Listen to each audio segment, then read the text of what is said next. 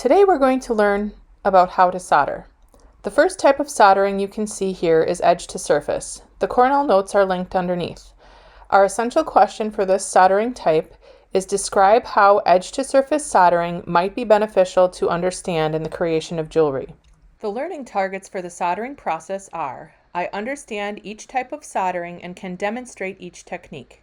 I understand all safety protocols to protect my body and others during the soldering process, and I will use the solder to create a permanent solder connection on my current jewelry piece. There are 4 different basic types of soldering you will learn about in this video presentation. They are edge to surface to surface, and ring and bail. We will discuss what they mean and how to do them shortly. There are general soldering tips at the beginning of each presentation. As we move along from one soldering type to the next, we will skip past the general tips to make the start of class go a bit faster, but each video will include them just in case you arrive in class at an unusual time. If that is the case, the general presentation ends at slide 26 in each Google slideshow, and the video timeline would start with specific tips at 9 minutes and 45 seconds. The general tips are very important and very helpful, so you should watch them at least one time. You can watch the video here and complete each set of Cornell notes as we go through each type of solder. It's highly recommended that you take some notes so that you remember different things, and remember, you can always use the notes on the safety and tools quizzes we have later. As we start to talk about soldering, there will be some general soldering information we'll talk about first because it applies to all solder types no matter what type of soldering you're trying to create. First of all, for you science geeks out there, we are going to talk about the crystalline structure of metal. As you can see, there are different types. The ones on the left are the most malleable or bendable, and we will be working with those in class.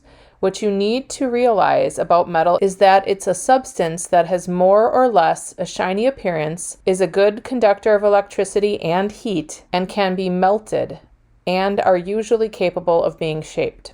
If you think about solids, liquids, and gases, you realize solids are the most dense in terms of anatomical structure, liquids are a bit farther apart, and gases are the most far apart.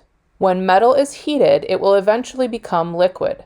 Solder is a substance that melts before the metal does, allowing the solder to fill the spaces between the metal particles, as you can see here.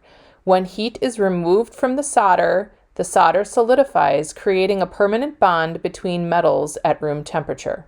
When you solder, you have to put 2 pieces of metal together so there are no gaps. You can see the solder on top of the metal being red in this diagram. As the crystals expand, the solder flows between the crystalline metal structure by capillary action, and when heat is removed, the structure becomes solid, with the solder creating a bond between the 2 metals. Now we need to talk a bit about soldering safety. It's important to wear safety glasses and tie long hair back when soldering. It's also extremely important to have the exhaust fan running to remove any gas from the soldering area from the room. In addition to tying your hair back, you really need to pay attention to where your body is when you're soldering. This person didn't do that and burnt his hair because he got too close to the open flame. Additionally, I want you to notice his burnt eyelashes because he wasn't wearing safety glasses either. Don't let that be you. You should already realize this from the science talk earlier, but this is not electrical soldering or soldering with a soldering iron. That will not work for jewelry, as the connection will eventually let go because the metal was not heated thoroughly enough to create a strong bond between the surfaces. When we solder, we will be using a torch that has 2 adjustment knobs on it. The red knob is for gas and should be turned on first. It should be then lit with the striker. Once there is a flame, the green air knob can adjust the flame to whatever you need for the process you are trying to complete. These knobs work the same way that Dremels do. Remember, leftsy-loosey, righty-tighty when you are looking down at the soldering knobs. The hottest part of the flame is the tip of the inner blue cone. When you are soldering, you want to have the tip of the blue cone on your piece in order for the process to work. This next slide shows differences in flames that you need to know for both soldering and annealing. The flame on the top is a very soft flame, like the flame you use to start the torch, but with a little air, it's good for drying flux to get pieces to stick together so placing the solder on your work is easier. The neutral flame you see in the middle is much larger and louder than the first type, but it's still a loose flame. This will be good for annealing. The last type is a tight cone flame, which is important for soldering because it creates the most heat and is a very specific shape so you can see where you're heating your work. Another substance that is absolutely needed for soldering is flux. If you don't use it, your work will not solder. Flux not only helps the solder flow, but prevents some fire scale while you are soldering. Flux has silica in it, which are tiny glass particles. This means that you need to be careful in the soldering area because there may be sharp parts from people picking their work up off the equipment when it's still hot. This would pull the glass created to a point which could cut you. Other general soldering tips are using the right size flame for what you are doing. Larger flames that are quite loud are good for soldering larger things like edge to surface or surface to surface samples, and often many pieces, and smaller flames are used for soldering smaller pieces like the ring and bail samples or your bezel wire. You also have to pay attention to where the flame is on your piece so the solder will flow where you want it to go, and so that you don't accidentally melt your piece. Pieces also have to be completely free of oil and dirt and fluxed in order to solder. This means once you've sanded your pieces, you should not touch them with your fingers, even though you may have just washed your hands. There are technically microscopic dirt and oil that you can't see that will prevent your work from soldering. The first person to solder each day should turn on the exhaust fan when we start working. Make sure you heat the piece evenly in concentric circles until the solder flows. Remove the heat so the solder solidifies. We will then quench or dunk the piece in water using the steel tweezers that are in the soldering booth. These tweezers should stay in the booth so they don't accidentally contaminate the pickle. One thing to note here is that as soon as you quench the piece, your work is no longer hot, so you don't need to carry it to the pickle with the tweezers. Fire scale is really the bane of the jeweler's existence when soldering or finishing work. Fire scale is a form of oxidation, like rust, that can be removed with acid that is in the pickle pot. You have to be careful as it can become permanent if you overheat your piece an extreme amount. A couple of other tips to avoid fire scale are using a hit and run technique, meaning that you keep the flame moving in concentric circles to avoid heating the metal too long in any given area. It's also important to use the right size flame so you get the work done quickly and use enough flux so the solder is able to flow when it melts. Once there is fire scale on a piece, the only way to remove it is with pickle. Again, pickle is an acid, so you need to use the copper tongs or the pre-drilled pickle containers to place your work in the pickle. Pickle does work at room temperature, but works better with heat. Remember to keep the pickle pot on low so it doesn't boil, and always put the cover back on the pickle when you're finished retrieving your piece. Remember, boiling pickle is noxious, meaning it will kill you if you inhale it, so we have to be really careful to ensure that doesn't happen. This is done by turning off the pickle at the end of the hour and making sure it's on low every time you are near it. A few other pickle tips you need to know are how to remove pickle ionization. If anyone uses a steel tweezers to get their piece out of the pickle, it will change the solution to an ionizing solution, meaning any piece in the pickle will develop a layer of copper on the surface as free radicals in the solution bond with the metal you place in it.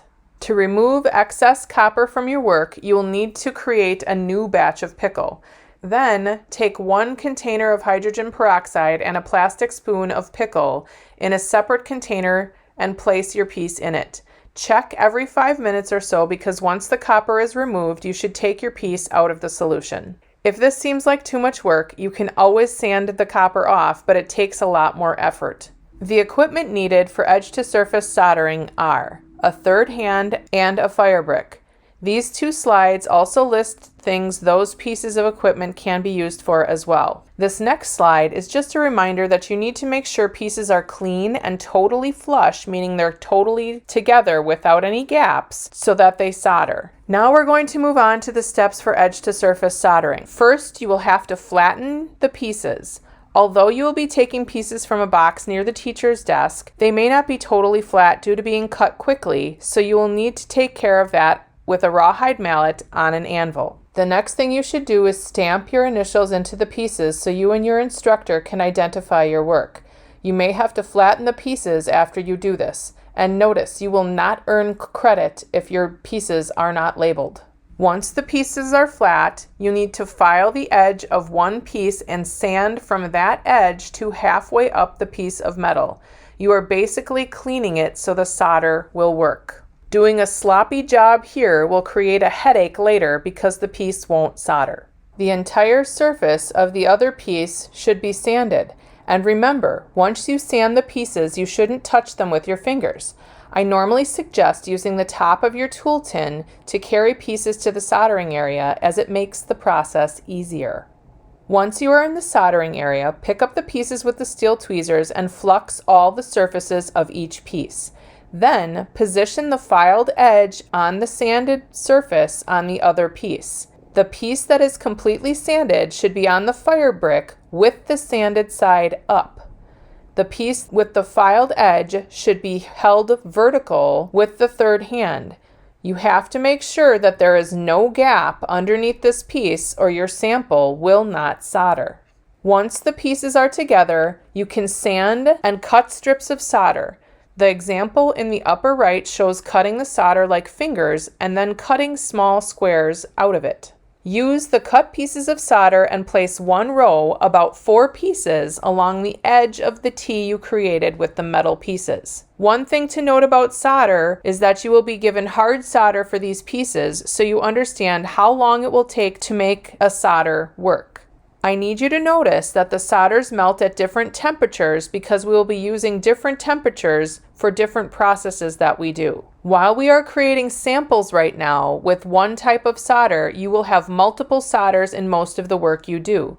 This means you need to understand you should always start with hard because it melts at the highest temperature and then move to the lower melting point solders as you need to. If you have 4 or more solder seams in a piece, which is common, you will have to problem solve on how to create and combine steps to make that work. The instructor can help you check that and reorder them as necessary. When you place the solder, you can use the flux brush or the tweezers to get the solder in a line along the edge of the piece. Once that happens, dry the flux slowly with a feathery flame.